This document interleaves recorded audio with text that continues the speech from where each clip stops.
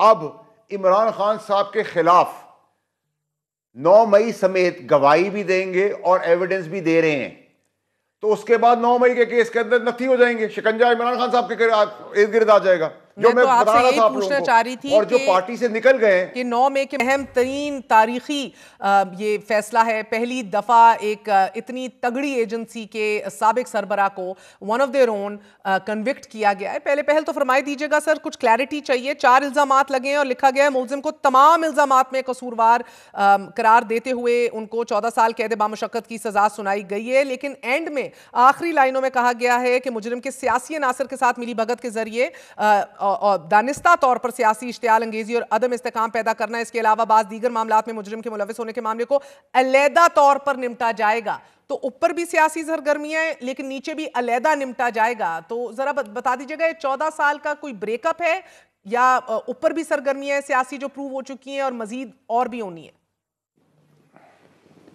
बहुत शुक्रिया आपका। देखिए, सबसे पहले तो बहन आपको याद होगा कि 9 मई से 1 साल पहले मुझे निकाल दिया गया था, क्योंकि मैं इसी चीज से रोक रहा था। मैं खान साहब को कह रहा था ना जाओ ना जाओ, इस रास्ते वापसी नहीं होगी, मुझे निकाल दिया। उसके बाद जब लोगों के तस्वुर में भी नहीं था, तभी मैंने आपसे कहा था खास खास खास, फिर फैज हमीद का, फिर टाइम, फिर उसकी सजा और जो भी था वो रिटर्न ऑन द वॉल था। अब इसमें जो अभी चीज है वो याद रखें कि ये एक केस और 4 इल्जामात की सजा है 14 साल। अभी बाकी दीगर केस का ट्रायल चल रहा है जिसमें फैज हमीद अब इमरान खान साहब के खिलाफ 9 मई समेत गवाही भी देंगे और एविडेंस भी दे रहे हैं, तो उसके बाद 9 मई के केस के अंदर नथी हो जाएंगे, शिकंजा इमरान खान साहब के इर्द गिर्द आ जाएगा। जो मैं बता रहा था आप लोगों को, चाह रही थी और जो पार्टी से निकल गए कि 9 मई के मुकदमात इमरान खान के खिलाफ ज़ेर समाअत हैं, फैसला आया नहीं है, मगर इसके अंदर अगर ऐसी कोई तजवीज़ साबित हो गई सियासी राब्तों की, सियासी कायदीन या लीडरान भी शामिल होंगे कि नहीं, तो आप मुझे खबर दे रहे हैं कि साबित हो चुकी हुई है और अब ये इनेविटेबल है कि इमरान खान साहब भी नहीं, मैं आपको ये बता रहा हूं कि ये रिटन ऑन द वॉल है और इस तरफ ही हम जा रहे हैं। जो जब वो शवाहिद और गवाही देंगे तो बिल्कुल इसमें अबहाम, इफ एंड बट एनालिसिस नहीं है, ये क्लैरिटी के साथ है कि 9 मई के अंदर इमरान खान साहब, उनकी पार्टी, जिन भूत और वो लोग जिन्होंने अपने इंसाफ की कुर्सी पे कलम से इन मुल्क दुश्मनी को फैसिलिटेट किया था, समेत उन लोगों के जो 9 मई के बाद हाथ उठा के प्रेस कॉन्फ्रेंस करने आए थे, 9 मई में शामिल थे, वो सब भी जुमरे के अंदर आएंगे। तो सर ये बताइएगा कि राब्तों के शवाहिद मौजूद हैं?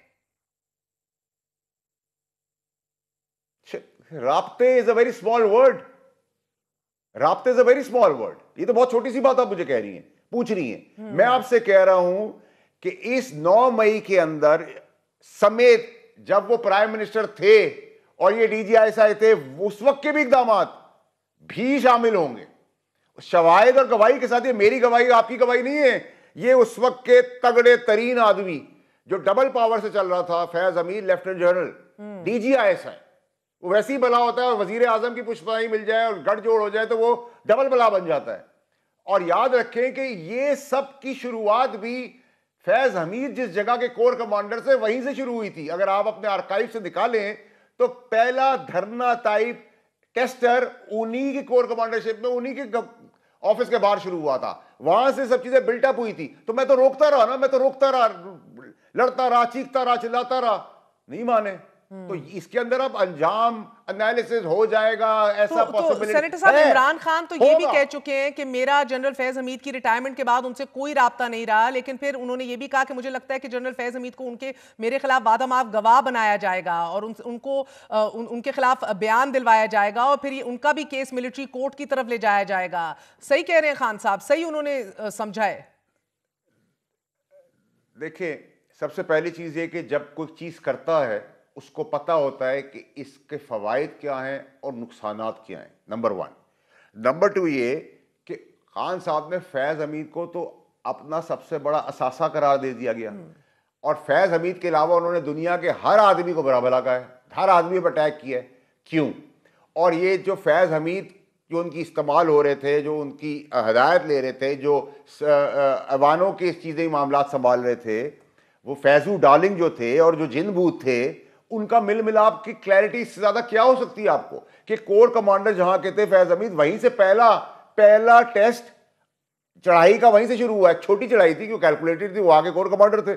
और ये तो आप कहेंगे ना कि मेरा उससे कोई ताल्लुक नहीं है, वो तो खुद बताएगा, वो तो वो एविडेंसेस देगा जो किसी ने तस्वुर नहीं किया, क्योंकि फैज तो अपने घर में ही बात करता था, इवल तो था वो, तो वो उसकी भी रिकॉर्डिंग, उसके भी शवाहिद रखता था। और ये रिकॉर्डिंग में मबनी शवाहिद नहीं है, और फैज की गवाही और शवाहिद देने से फैज की सजा में कमी नहीं होने जा रही, वो इंटैक्ट ही अपनी जगह के ऊपर। तो क्लैरिटी रखें कि आप इस शिकंजे के अंदर कोई बाहर ही निकल सकेगा। जिसका खच्चा था, जो मैं बोलता रहा, चीखता रहा, चिल्लाता रहा, रोकता रहा, वो हो गया। ठीक है। तो सर की बात है अब इस कन्विक्शन के बाद, और मजीद जो प्रोब अब किया जाएगा, क्या आप इमरान खान के खिलाफ मुकदमा फौजी अदालतों में चलते देख रहे हैं?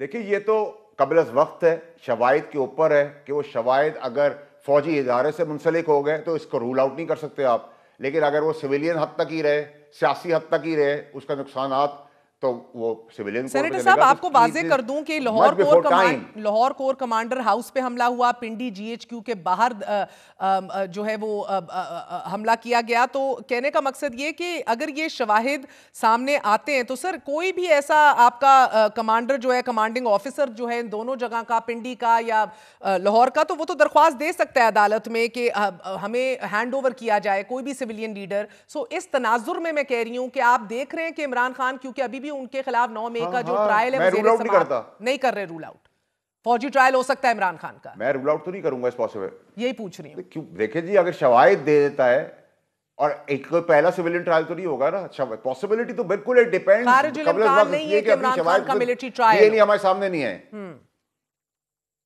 ठीक है, रूल आउट तो कोई पॉसिबिलिटी नहीं कर सकता। अगर आपने मिसाल के तौर पर, अगर खुदा ना खास्ता अब्दुल गफूर ने कोई काम किया, उससे कोई फौजी को नुकसान हो गया, तो वो तो अब्दुल गफूर की तरफ आएगा ही ना, वो पाकिस्तान के किसी और कोर्ट में तो नहीं चल सकता। लेकिन वो तो डिपेंड करता है शवाहिद के आते हैं। और सर रूल आउट मैं कभी भी नहीं करूंगा इस पॉसिबिलिटी को। बिल्कुल। और सर ये इमरान खान कहते थे कि एजेंसियां हमारे बंदे इकट्ठे करके देती थी, चाहे बजट हो या दीगर इस तरह की लेजिस्लेशन हो। 21वें ग्रेड का एक अफसर जो है वो इतना हावी था आप लोगों की हुकूमत में, आप तो खुद वजीर थे, मेरी कुछ मालूमात में भी है बहैसियत वफाकी वजीर आपका भी एक दफा टाकरा हुआ जनरल फैज हमीद से, वो जरा मुख्तसरन बताइएगा क्या हुआ था। देखिए जी, आपकी बिल्कुल एनालिसिस, आपकी खबर बिल्कुल ठीक है, लेकिन बला की चीज होता है लेफ्टिनेंट जनरल खुद, और बला की चीज होता है डीजीआईएस है, और बला की चीज डबल बला बन जाती है जब वो वजीर आजम के साथ नथी हो जाता है, करेक्ट हो जाता है, उसकी पुष्ट पनाही और उसकी पूरी पावर उसको मिल जाती है। इसमें तो कोई शक नहीं, और ईवल था ये आदमी। नंबर 1। नंबर 2, हाँ मेरा टाकरा हुआ, मैंने दो दफा डिस्क्वालिफिकेशन की, मैंने नैब देखे, मैंने बहुत तकलीफें देखी, और मेरे वजारत के सेक्रेटरी को उठाया गया, जिस पर मैंने इसके साथ बरमला DGISI इसके कमरे में जाके इसे लड़ाई की। आपको याद होगा वो सह सुर्खियां भी थी। उसके बाद इन्होंने आपको कॉल करके बड़ी धमकी दी थी एज फेडरल मिनिस्टर, बदतमीजी से बात। बिल्कुल सही आप कह रही हैं। और उसके बाद नहीं, बदतमीजी बहुत छोटा सा वर्ड है, ठीक है, बहुत छोटा वर्ड आप कह रही हैं। मेहरबानी है आपकी। उन्होंने मुझसे ऐसे बात की थी जैसे किसी जानवर से आदमी बात करता। तो मैंने जवाब में उनको ये कहा था कि फिर मैं प्रेस कॉन्फ्रेंस करने जा रहा हूं, और इमरान खान साहब ने मुझे फिर रोका, मेरा सेक्रेटरी मुझे वापस किया। वहां से पहली लड़ाई शुरू हुई। दूसरी लड़ाई शुरू हुई जब इन्होंने फील्डिंग लगाई फैज हमीद ने मिलकर, उस वक्त DGISI आसिम मुनीर साहब के लिए, और मैं आसिम मुनीर साहब के पास एज फेडरल मिनिस्टर गया। मैंने कहा ना शवाहिद दें सारे, आपकी फील्डिंग लग गई। उन्होंने कहा तुम वाउडा मुझे अपने मुल्क और वजीर आजम से गद्दारी करने को कह रहे हो, बेईमानी करने को कह रहे हो। फिर जब वो मुझे प्राइम मिनिस्टर हाउस में मिले, मैंने कहा मैंने आपसे कहा था, उन्होंने कहा अल्लाह पे छोड़ दो। तो वहां के बाद वो पहली बात थी जब उसके बाद इमरान खान साहब ने मुझे 15 साल के अंदर बहुत ऊंची आवाज बात की, जिसके बाहर तक आवाजें गई, और फिर मैच ओपन हो गया, और उसके बाद में तकलीफों में आ गया। और शरबती अथर बिल्ला जो है, उसने इसकी फरमाइश पे मुझे अनप्रेसिडेंटेड 2 दफा डिस्क्वालिफिकेशन फॉर लाइफ दी।